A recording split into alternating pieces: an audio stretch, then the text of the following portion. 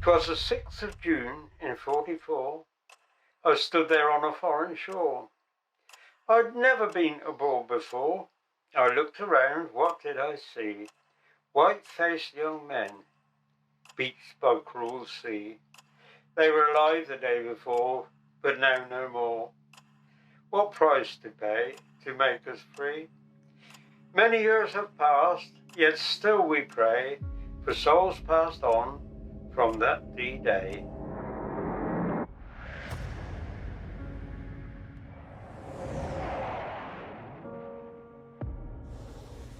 Lots of bodies on the beach, and even more bodies in the water. Lots of lads never even got to the shore. There was probably 3 or 4 that got out of the landing craft, and I don't think any of them survived. Think and think hard of the example which is being set for us by our own fighting men. Here we are, together, defending all that to free men is dear.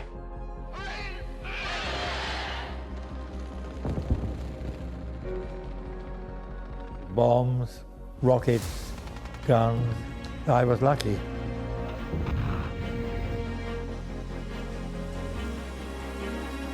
I can't imagine a more horrific thing to have to do, and it tells you so much about the bravery of these guys that they did it.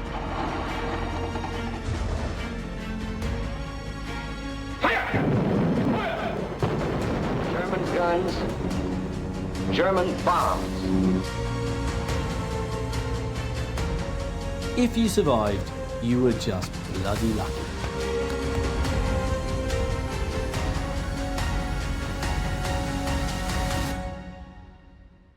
I can't really say that I was afraid of anything at all.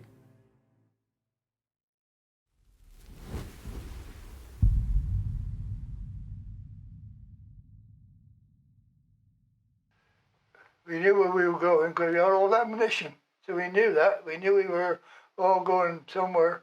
Eventually, as we're halfway across the channel, we learned we were going to Normandy. But where Normandy was, we had no idea.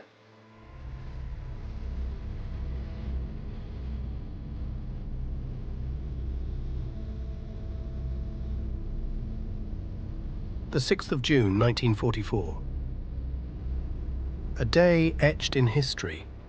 A day that forever changed the course of humanity. As the sun rose over the shores of Normandy, the world witnessed the unwavering bravery of those who stormed the beaches, facing the full fury of war. As we commemorate the 80th anniversary, we honor not only the heroes who fought, but also the countless lives lost in the pursuit of freedom. The 80th anniversary of D-Day is going to be really the last time there's going to be commemorations in which survivors of D-Day are going to be there.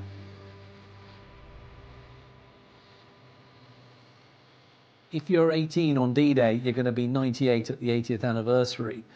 And there are still a few nonagenarians around who'll be there.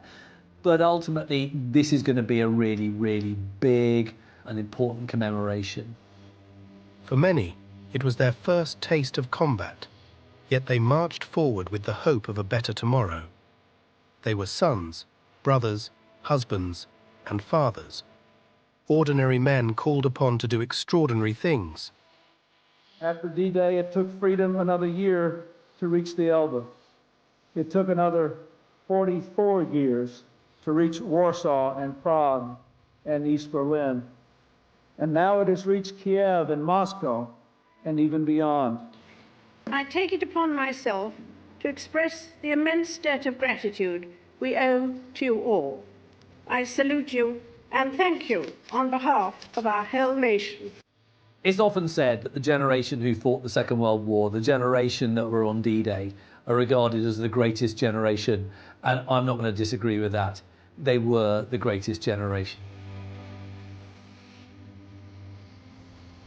We stand in awe of their courage and resilience, humbled by their sacrifices.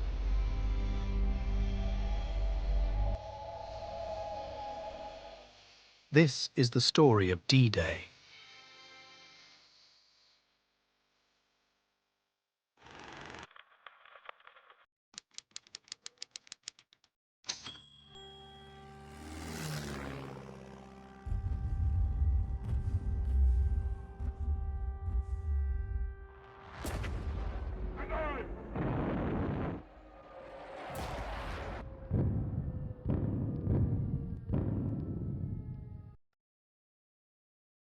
The year is 1943.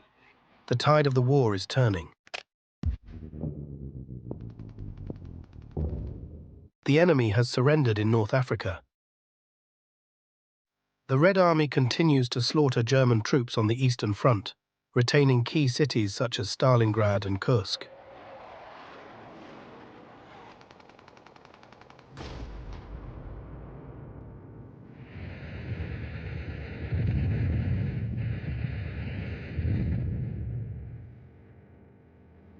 The Allied powers have successfully invaded Sicily, leading to the fall of the fascist dictator Benito Mussolini. On the 28th November, Churchill, Stalin and Roosevelt meet at the Tehran Conference in Iran. The Big Three know that an Allied invasion of France cannot wait. Hitler must be brought to his knees, once and for all. 1943 sees this really crucial conference at Tehran, the capital of Iran. And that's where Churchill, Roosevelt and Stalin all meet each other in person for the first time. Now, Stalin is very impatient. He's saying to Roosevelt and Churchill, listen, I've been fighting Nazi Germany and have lost millions of men and women since 1941. And his attitude is slightly, what are you guys up to? When are you going to mount your big second front against the Nazis in Europe? Yeah, all right, well done in Africa, well done, in Italy, but that's not going to change things. What you've got to do is invade northern France and make your way through to Germany so we can squeeze Hitler like this. And that is essentially what happens at Tehran. It's a lot of negotiation, power play between the three biggest Allied figures on the planet.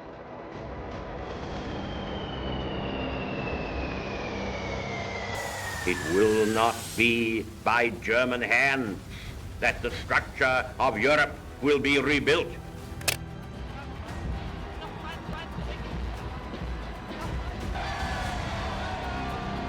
By early 1944, the world had been at war for, 5 years? And during that time, we'd seen the Nazi empire expand massively, but then by about 1942, the tide begins to turn. Hitler is now starting to be really squeezed. But what needs to happen still is a massive Allied invasion of Northern Europe, an invasion that needs to push its way all the way through to the heart of the Third Reich, and that, of course, is the Nazi capital, Berlin. Berlin has to fall.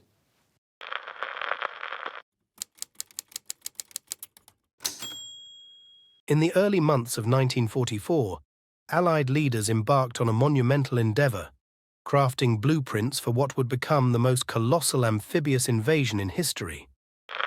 Codenamed Overlord, this operation symbolised not just a military campaign, but an epoch-defining mission of unparalleled scale and significance.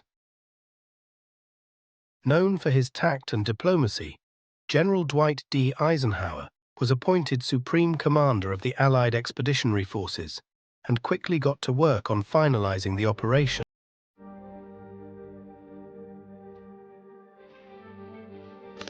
Allied leaders also selected the British General Bernard Montgomery as Commander-in-Chief of the Allied ground forces for the invasion. Alongside Eisenhower, he made major contributions to the shape of Overlord and the overall campaign in Northwest Europe. Now, the great thing when you go fighting, of course, my business, as you know, is fighting. Fighting the Germans, or anybody else, too, who wants to have a fight.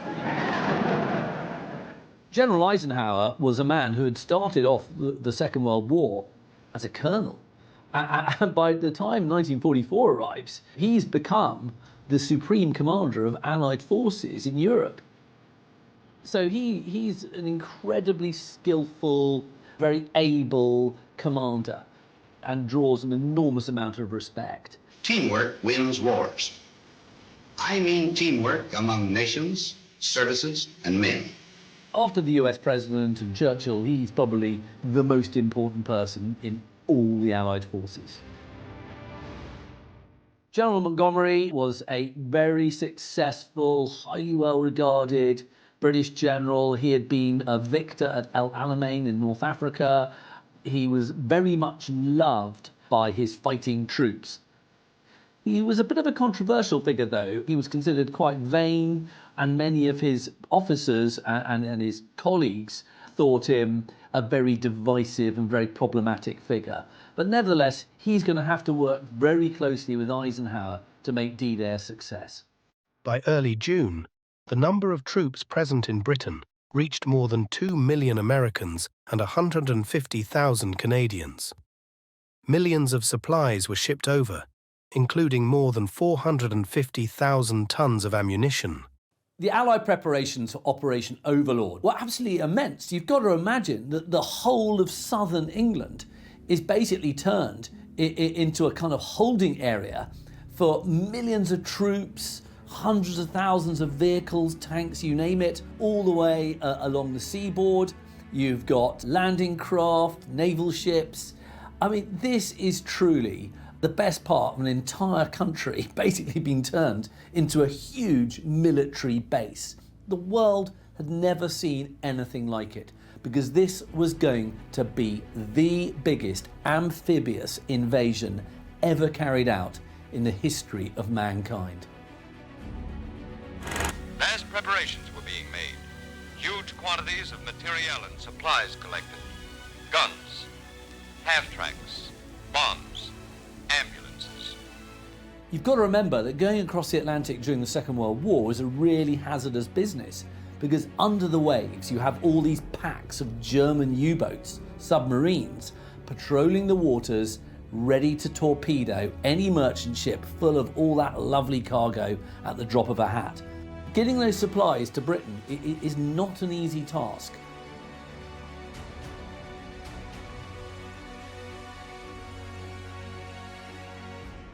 And had Britain and America lost the war in the Atlantic, then they would have lost the Second World War. Why? Because they would not have had the material needed to invade Nazi-held Europe. The Allies tirelessly readied themselves for the imminent assault, determined to dismantle the Third Reich and bring Hitler's Nazi dictatorship crumbling down. Of the fascist nations in Europe today, Germany emerges as the supreme example. Democracy is destroyed. The dictator is a demigod who can do no wrong. Propaganda dominates the nation's mind. Nazi Germany faces her destiny with one of the great war machines in history.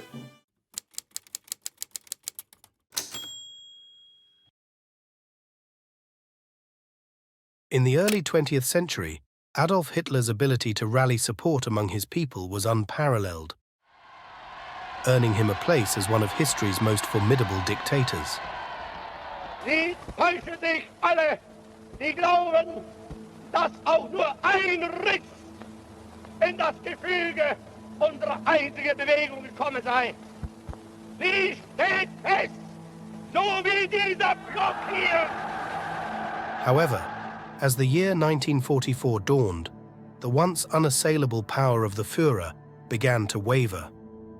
Within the echelons of the German High Command, loyalty waned, and doubts regarding Hitler's prowess as a military leader spread throughout the Third Reich like wildfire. There were many senior figures in the German armed forces who were very, very privately negative about Hitler's military leadership.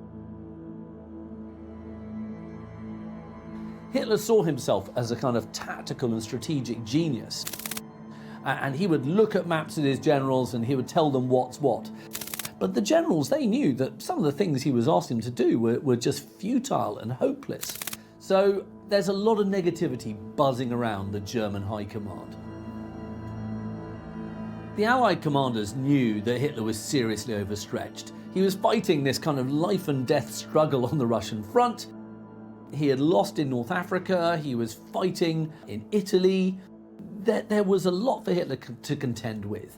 And so what they knew is that Hitler was in a relatively weak position. If a new front was going to be started in France, then Hitler was going to really struggle.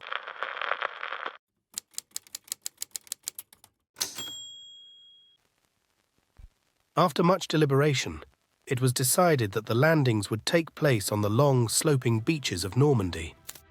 There, the Allies would have the element of surprise. One of the reasons why the Allies chose Normandy was because they knew that the point closest to Britain, which of course is Calais in northern France, was really heavily fortified. And the Allies had also carried out a lot of deception operations and had managed to hoodwink Hitler into believing that when the invasion came, it would take place at Calais. Now, as a result, the Germans massively fortified the whole Calais area, and they don't fortify Normandy quite so heavily. And so that's a really, really big reason why Normandy was chosen. But also Normandy has these great big open, flat beaches that, even though they're heavily defended, are relatively easy to land on, just in terms of their actual kind of layout, if you like. So that's another reason. And also, all that kind of seaboard along Normandy represents a really great open area where you can start unloading, an enormous amount of men and machinery, tanks, you name it. So actually, it's the ideal landing spot. Calais would have been, all a bit too cramped and a bit too heavily defended. For quite a while, we brought more supplies right over the open beach. Like we'd practiced it and like we'd made up as we went along. We worked a 24-hour shift. Ducks, lights, rafts, rowboats, all sorts of Rube Goldbergs. The stuff just kept pouring in. Tanks, trucks, food, ammo, guys, millions of things. In the build-up to the invasion, the Allies orchestrated Operation Bodyguard, a masterful strategy aimed at deceiving the Germans regarding the timing and whereabouts of the primary Allied landings. As tension mounted, the Allies skillfully maneuvered in the shadows, weaving a web of misinformation to cloak their true intentions, setting the stage for one of history's most pivotal moments. In the run-up to D-Day, the Allies realised they're going to have to con the Germans as to what was going on. So there were lots of deception operations carried out. So you have things like inflatable tanks. So when any German flying over would look down and think there are even more tanks than there actually were. You have all sorts of deception operations carried out by spies and intelligence agents to tell the Germans, or to indicate to the Germans, that the invasion is going to take place at Calais and not Normandy. And there were also deception operations carried out to make the Germans think that actually an invasion would happen in Norway. All these things add up to try and hold up German troops in the place where the invasion was not going to take place. They were diversion tactics, essentially, and they worked really well. Operation Bodyguard became the pinnacle of military deception. The Allies even went as far as employing a phantom army led by George Patton and releasing false radio transmissions. Double agents spread misinformation in Berlin and across the Third Reich, sowing doubt about the true landing site.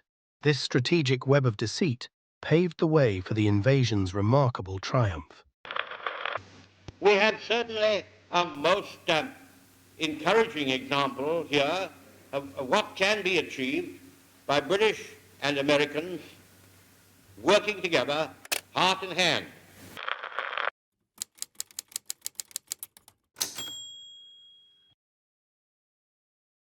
Western Europe had remained a fairly relaxed front for the Axis powers throughout the war so far. Yet, this apparent calmness did not hinder Germany's readiness to thwart any potential invasion attempts. In public, Hitler assured the Germans, "Mr. Churchill tells his people that England will win, but I tell you that victory will belong to Germany." In a bold move, Hitler issued Führer Directive No. 40 in 1942, kick-starting the construction of fortifications. Thus, the legendary Atlantic Wall emerged, a sprawling network of coastal defences spanning over 1,600 miles across the Western Front. Fused with firepower, formidable fortifications, and an army of manpower, Hitler's Atlantic Wall stood as a testament to engineering prowess, casting a shadow of impenetrability over the 20th century battlefield. The Atlantic Wall was this huge series of fortifications that stretched all the way from the very north of Norway all the way down to the Pyrenees with the border of Spain and France. And it was built by basically hundreds of thousands of forced and slave labourers at the instruction, at the command of the Nazis, in order to fortify occupied Europe against any Allied invasion. And the Atlantic Wall was basically just what it sounds. It was basically a huge concrete wall, thousands and thousands of miles long, complete with tons of different types of defences. So of course you have, massive guns built into it, machine gun nests, you have tank traps, ditches. This was a huge undertaking, and it was there to kind of provide security to the Germans to say, listen, Europe is impregnable against the British and the Americans. Any invasion is just going to run into this wall, and that's going to be the end of it. So this is a huge project that takes years and years to build, and you can still see so many remnants of it today because these massive bits of concrete are basically impossible to get rid of. Because there was this imminent threat of invasion of Northern Europe from 1943, Hitler appoints one of his top generals, that's Erwin Rommel, to strengthen the Atlantic Wall. He sees this as a really crucial job to do.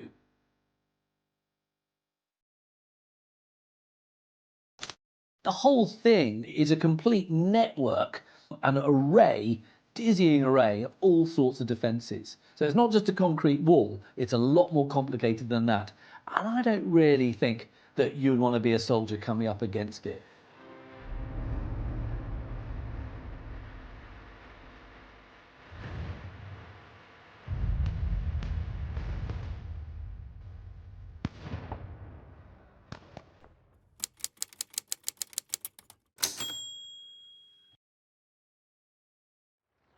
From the 1st of April to the 5th of June 1944, a staggering 11,000 aircraft took to the skies, releasing 195,000 tons of bombs upon French rail centres and road networks.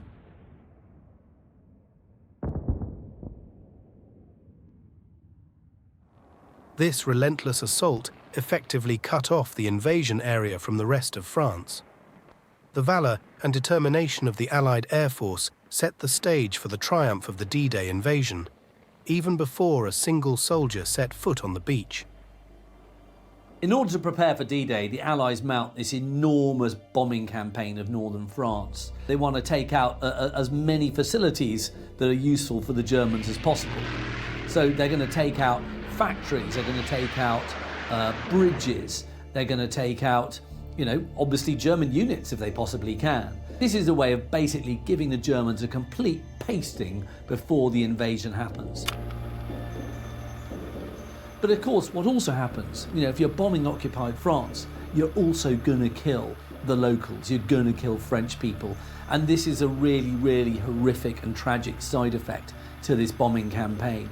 But at the time, without, laser-guided GPS munitions, accurate bombing was simply not possible. So of course, if you're aiming for a bridge, all the town around the bridge is probably going to get hit as well. So this is a big problem, but the Allies can see no other way. The Allies' air campaign emerged as a crucial triumph. With D-Day looming on the horizon, commanders rallied their troops in anticipation of the pivotal moment. The young men across the Channel geared up for what would be the most monumental day of their lives.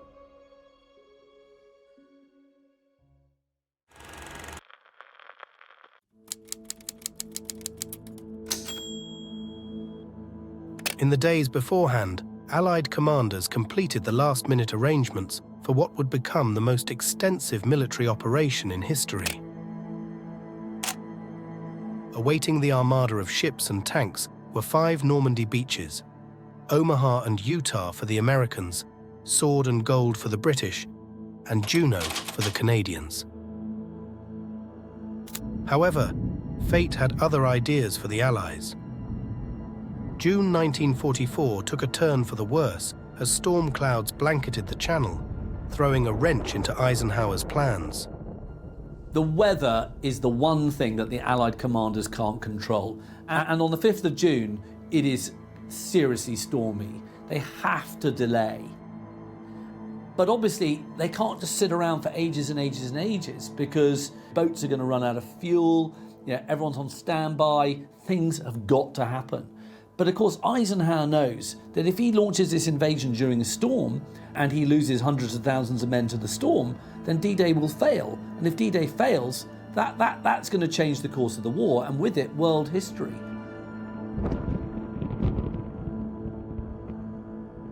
And so they have to make a decision. Are they going to go tomorrow?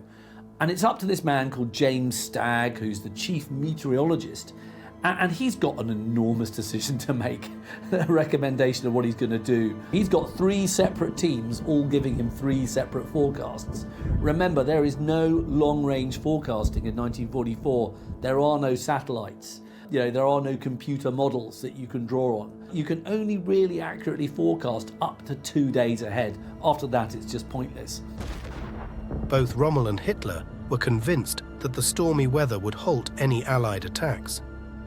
However, what German meteorologists failed to anticipate was a break between the 2 storms, providing the perfect opportunity for the Allies to launch an invasion. Stagg says to Eisenhower, Montgomery and the Allied leaders, I think there's going to be a break in the weather on the 6th of June, and I think that's the day we've got to go.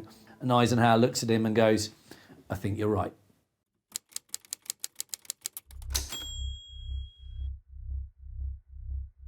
Shortly after midnight on the 6th of June, Allied airborne troops began dropping behind enemy lines. Their mission: to blow up bridges, sabotage railroad lines, and prevent the enemy from rushing reinforcements to the invasion beaches. It was decided that as the attack took place on the battery, 3 gliders full of volunteers, all single men, would land on top of the battery armed with submachine guns and flamethrowers and create as much havoc as possible. The job was suicidal. My commanding officer admitted this to me only 10 years ago. Didn't I know that it was a suicide mission? The Allies had air superiority over northern France, and so the night before D-Day, they were able to drop lots of men, lots of paratroopers behind the German defences. So of course, it's one thing just to punch your way against the Atlantic Wall, but it's also quite clever to land behind it. And so you're already kind of pincering and encircling the German defenders. And of course, what it's also going to do is create tons and tons of confusion behind German lines. So actually what you're doing is really going to cause mayhem. So those landings at night before the actual amphibious invasion are a crucial part of D-Day. Rommel had opened the sluice gates of the River Deves, and the whole area was flooded. There were many irrigation ditches there, and the battalion had lost a lot of men in the ditches. And we finished up in one of those ditches, 7 feet deep, me with a flamethrower on my back weighing 120 pounds and going blub, blub, blub, blub. How we got out of it, I shall never know. Perhaps my most vivid memory was as we flew in. I was dumping number 1, and I could see a white line below us and realized this surf breaking on the Normandy coast, and we'd be jumping in a couple of minutes' time. As well as dropping real live human beings, the Allies were also dropping dummy paratroopers to hoodwink the Germans that the invasion force was even bigger. Remember, all this is happening at night. It's all incredibly confusing for the Germans. Suddenly all these planes are flying over, paratroopers are dropping everywhere. What the hell is going on? You could imagine the confusion and, frankly, the fear felt by the German defenders.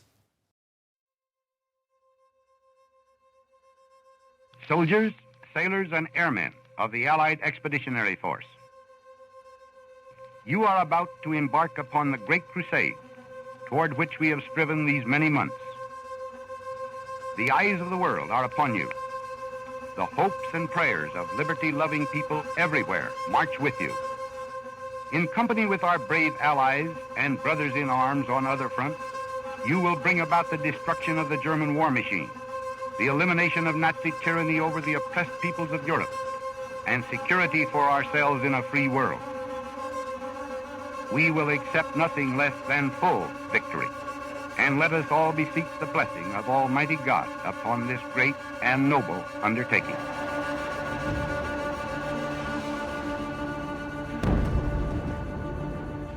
The first wave of the amphibious invasion landed on Omaha Beach at around 6:30 a.m. By nighttime, nearly 133,000 troops had made their way across the channel to the shores of Normandy. What they witnessed could only be described as hell on earth. Lots of bodies on the beach, and even more bodies in the water. Lots of lads never even got to the shore. There was probably 3 or 4 that got out of the landing craft, and I don't think any of them survived. An armada of more than 3,000 landing craft, 2,500 ships, and 500 naval vessels arrived at the German-controlled shores. A sight to behold in modern military history. All the guys in these landing craft were kind of being sick all over, the floor of the craft, into their helmets. Seawater was coming in. The whole place really stank. And then what happens when you reach the beach at the other end and that ramp goes down to enable you to run off onto the beach and storm the German positions? You are met not by a friendly wave, but you are met by a hail of machine gun fire, some of which is just going to cut straight into your boat and kill all of you. And then you've got to wade through the water all the time under fire from those Germans on the Atlantic Wall, and you've got to run across the beach with all your kit. You're soaking, you're still feeling sick, you're frightened, you're terrified, and all this time you're being fired upon. The guys next to you are being blown up, body parts are flying everywhere. It is absolutely horrific and it's terrifying, and frankly, for my money, I can't imagine how anybody managed to make it up to the other end of the beach. Ablaze with bombs, rockets, guns. I was lucky. One of the other destroyers next to us was torpedoed and sank within 5 minutes. I can remember bracing my knees and holding on to something just in case we were hit as well.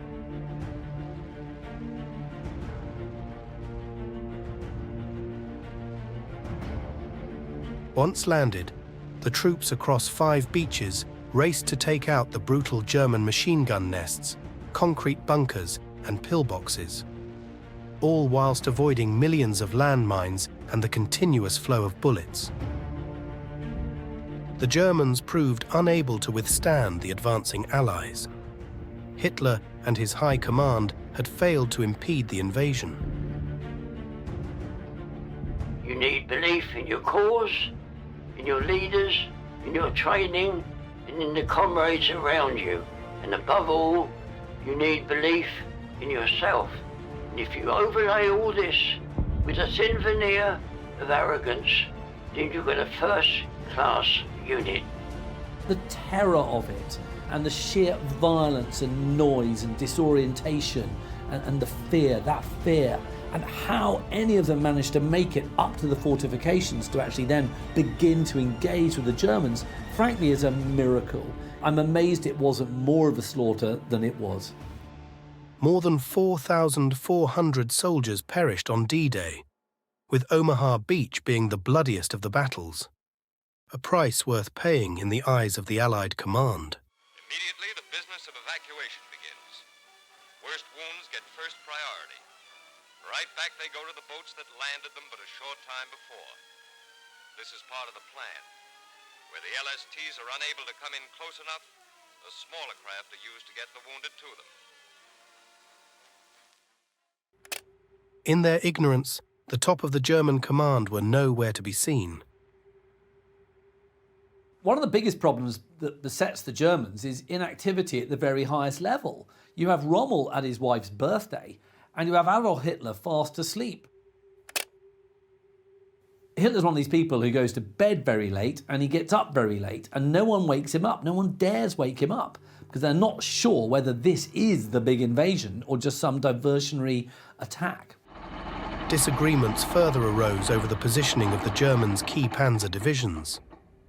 Field Marshal Gerd von Rundstedt advocated placing the panzer divisions further inland, away from the reach of Allied naval guns.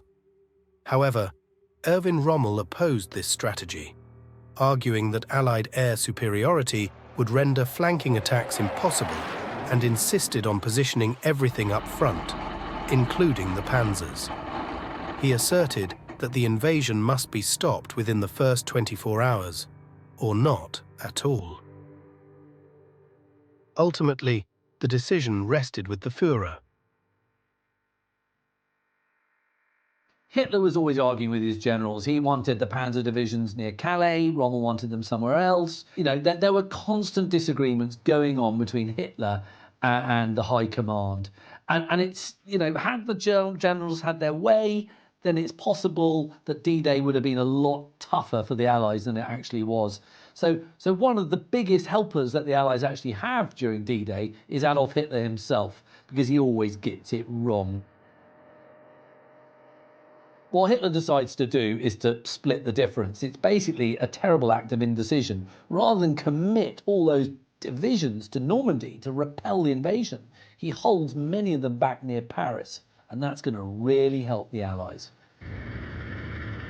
On D-Day, commanders on the ground in Normandy pleaded with Hitler to release some panzer divisions and divert the standing army at Calais in order to slow the invasion inland.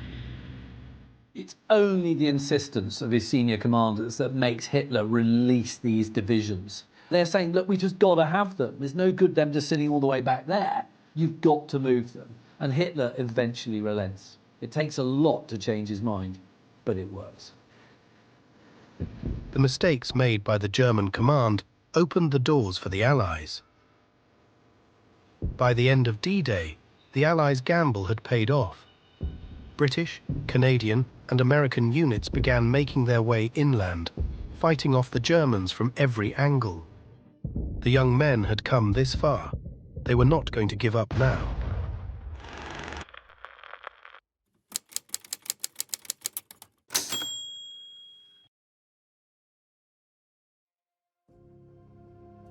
After the Allies successfully land on D-Day and start using those beaches to, you know, get tons and tons of men and material, you know, into northern France, what now follows is the Battle of Normandy.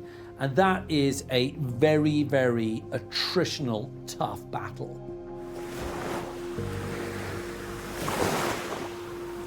And one of the reasons for that is because the Normandy countryside, the bocage as it's called, is sort of undulating, and it's got lots and lots of hedgerows you can hide behind. It is almost like urban warfare, but in the countryside. Lots of places to hide, lots of places for snipers, lots of ditches, lots of hedgerows, lots of woods, lots of copses. It's very, very difficult. And as a result, it becomes a very long and drawn out battle that's going to cost a lot of lives on both sides.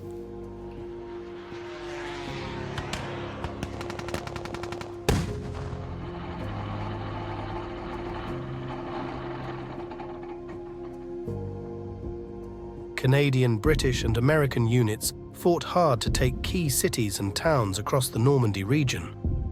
The battles were often bloody, exhausting, and could last for weeks at a time. Normandy was littered with really tactically useful locations that the British had to capture. So Cherbourg, a major port even today, that has to be captured if you want to unload supplies, you know, for the big effort. So, you know, that's one place you've got to capture. Then you've got this big stronghold just a few miles inland called Caen. And Caen was really heavily bombed by the Allies in order to get rid of the Germans. The fighting in Normandy continued for 2 more months after D-Day. 425,000 Allied and German troops were killed, wounded, or went missing during the battle. The Allied bombings also killed around 20,000 French citizens, many of whom were in hiding from Nazi forces.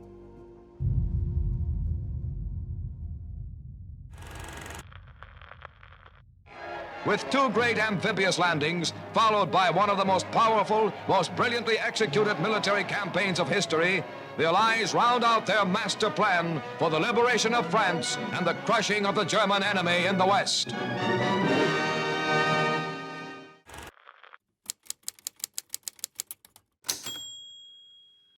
A little more than 2 months after the triumph of the D-Day landings, Allied forces finally liberated Paris on the 19th of August 1944. 4 long years of Nazi occupation had left the capital city in ruins, with many citizens suffering from starvation, limited freedom, and even homelessness.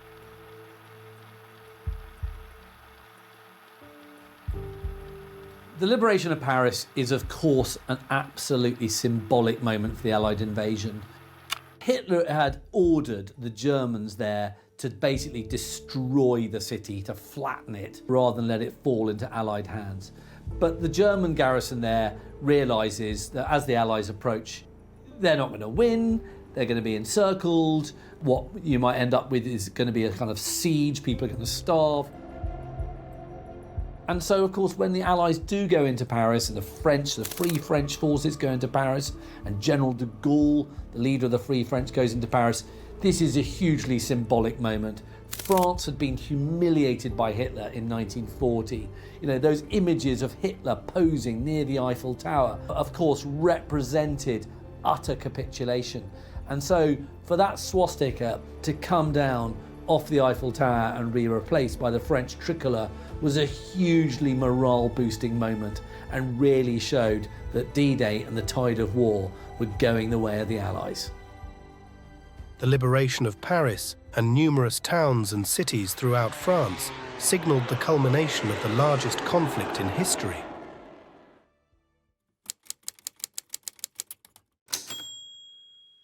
However, it took until the following year for full Allied victory in Europe.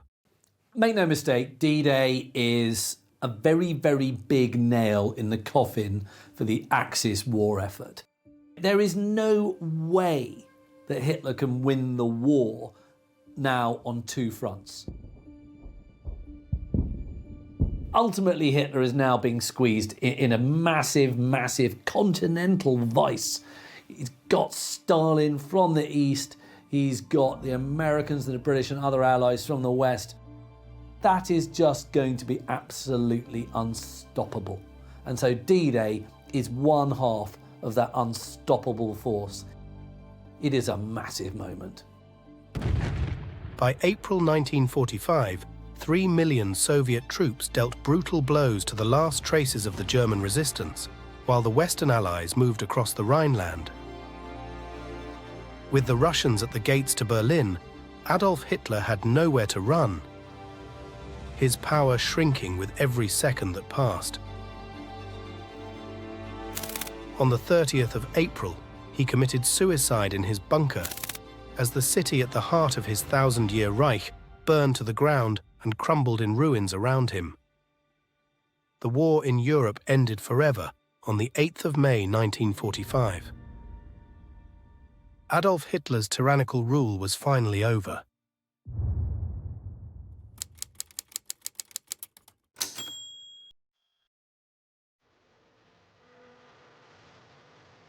As time marches on, let us pause to remember the valour and sacrifices of those who stormed the beaches of Normandy 80 years ago. Many veterans have passed on now, but we cherish those who remain and honour their remarkable story.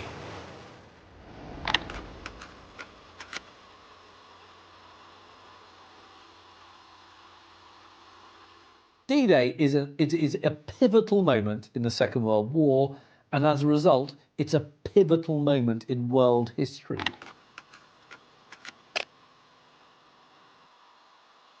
Everybody should know what the 6th of June 1944 represents. It is one of the major days in which freedom was regained. was, before getting onto the boat, as far as you could see, the tide was out, and you could see nothing else but some of the crafts that have gone down. The first thing that comes into your mind are, you poor devils, all those that are in those craft, and there must be hundreds and hundreds of them. That also is D-Day itself. That morning of D-Day is my most vivid memory, and I will always remember that.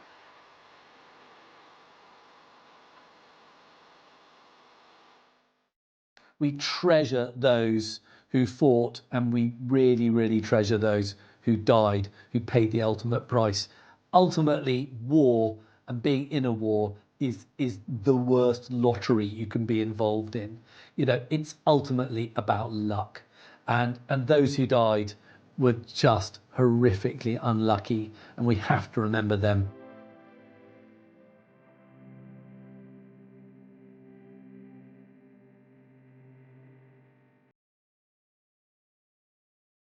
And they've seen horrors and atrocities that, you know, we just can't begin in civilian life to imagine. So for that, we've always got to respect them. We've always got to remember those who charged across those beaches that morning so many years ago. After nearly 80 years, I'm resting on my oars. I think of Thamesmen that I knew on D-Day's blood-red shores.